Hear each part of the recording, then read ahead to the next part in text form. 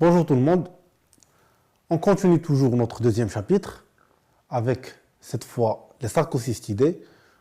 On va traiter maintenant la néosporose.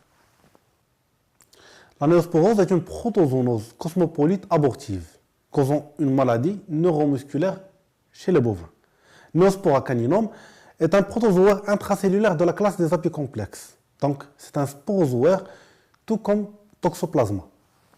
Ce dernier est de découverte relativement récente, moins de 25 ans en Norvège. Du fait de nombreuses similitudes entre Neospora caninum et Toxoplasma gondii, les deux parasites ont sans doute été confondus par le passé.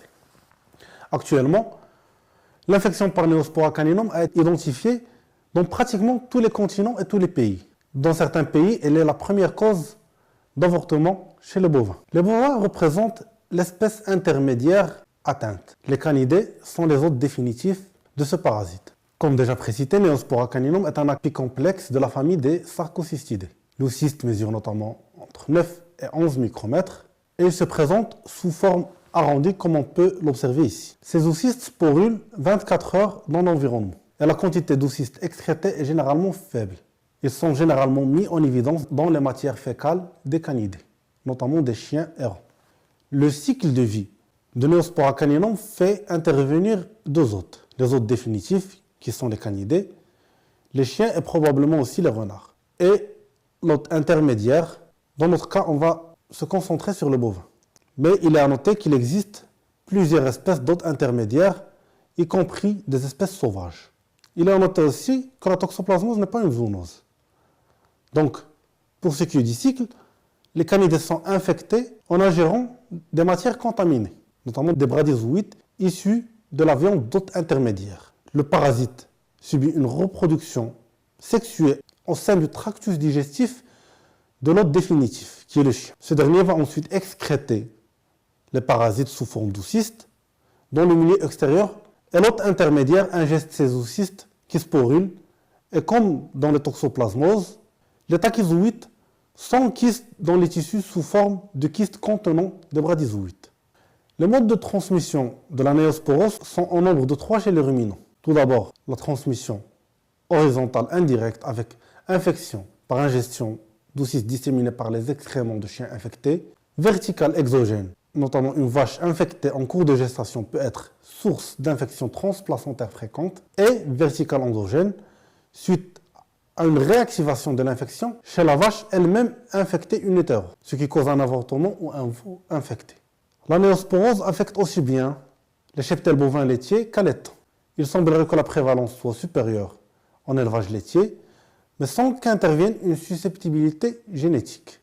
L'évolution des avortements dans un cheptel présente soit un profil enzootique, avec un taux d'avortement généralement supérieur à 50%, soit un profil épizootique, où l'on constate de nombreux avortements sur une courte durée de 2 à 3 mois. La transmission verticale endogène s'est révélée être la voie majeure de contamination chez les bovins. En effet, chez ces derniers, elle semble être très effective sur plusieurs générations. Le taux de transmission verticale est très élevé et se situe généralement entre 80 et 90%. La transmission horizontale représente une voie alternative qui, dans certains cas, joue un rôle important.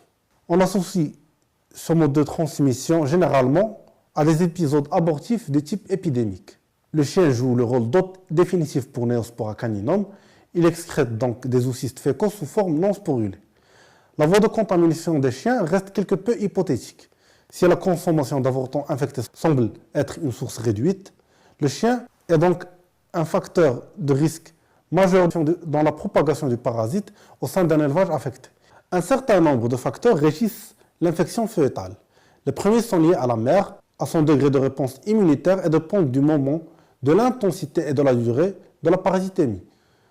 Les seconds concernent le fœtus lui-même et sa capacité à acquérir une réponse immunitaire vis-à-vis de l'infection. Ceci est donc en fonction de l'âge fœtal. L'avortement est la seule manifestation clinique chez le bovin, sans aucune particularité vis-à-vis des autres causes d'avortement. Il peut survenir dès le 3e mois, mais le plus souvent il est situé entre le 4e et le 7e mois. Donc en cas d'infection précoce qui intervient dès le 3e mois, le fœtus est en général immunitairement immature. Et donc, après passage de la barrière placentaire, les tachyzoïdes de Neospora caninum envahissent de nombreux tissus, dont l'encéphale, le foie, et causent une inflammation et une nécrose, provoquant la mort fœtale et l'avortement. Le fœtus, âgé de plus de 3 mois jusqu'à 7 mois, peut survivre, mais avec des lésions, notamment une encéphalite, qui peut causer aussi une paralysie. Dans le cas d'infection tardive survenant après le 6e mois, le fœtus est généralement immunocompétent. Et on assiste soit à la naissance d'ovules qui sont asymptomatiques, présentant des symptômes parfois discrets à dominante nerveuse. On peut remarquer notamment des troubles locomoteurs tels que l'ataxie, la perte de proprioception, la réduction des réflexes et la contracture des muscles. En général, quand on observe ces symptômes sur le nouveau-né, l'euthanasie doit être pratique. Il est aussi vraisemblable que les souches de Neospora caninum peuvent avoir un pouvoir pathogène qui est variable, ce qui explique les différences observées dans les conséquences de l'infection. Donc, pour ce qui est des lésions sur le vivant, comme déjà cité, on remarque des troubles locomoteurs, de l'ataxie, une perte de proprioception et une perte de réflexe chez le nouveau-né. Sur l'avortant, on peut observer une myocardite et une hépatite subaiguë, des foyers de nécrose et, au niveau microscopique, une encéphalomyélite subaiguë multifocale. Ici, on a 2 avortants en état très avancé de momification. Le diagnostic clinique est basé sur l'observation de l'avorton qui est momifié. Plus rarement, comme déjà cité, on peut observer des veaux avec des lésions nerveuses. Le diagnostic différentiel doit se faire avec les autres maladies abortives comme la chlamydiose, la fièvre Q, la toxoplasmose. Le diagnostic épidémiologique aide à cerner les suspicions, à savoir avec la présence de chiens près des abattoirs et près de l'étable. Le diagnostic de laboratoire est l'outil de confirmation. Le diagnostic anatopathologique se fait par des prélèvements sur l'avorton, soit l'avorton entier, soit sur le foie ou l'encéphale. On observe une encéphalomyélite subaiguë multifocale, une myocardite et hépatite subaiguë. Des foyers de nécrose peuvent aussi être observés. On peut ici observer une encéphalomyélite multifocale. La PCR peut aussi être utilisée. Elle présente l'avantage d'être très sensible et très spécifique. Elle peut se faire même sur du matériel autolysé. On utilise en prédilection le tissu cérébral.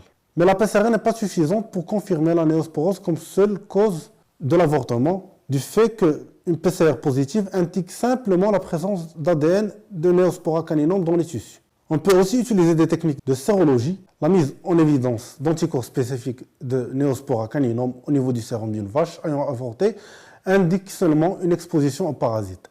En général, les titres observés chez les bovins ayant avorté sont supérieurs à ceux des bovins dont la gestation a été menée à terme.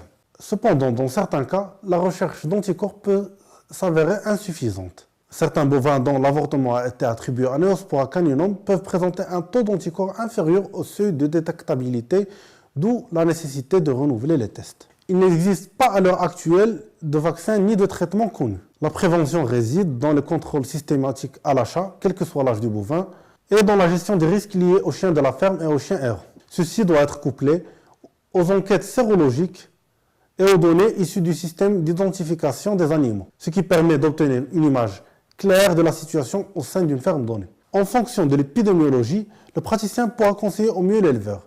Les vaches infectées à haut patrimoine génétique peuvent être utilisées comme donneuses dans les transferts d'embryons.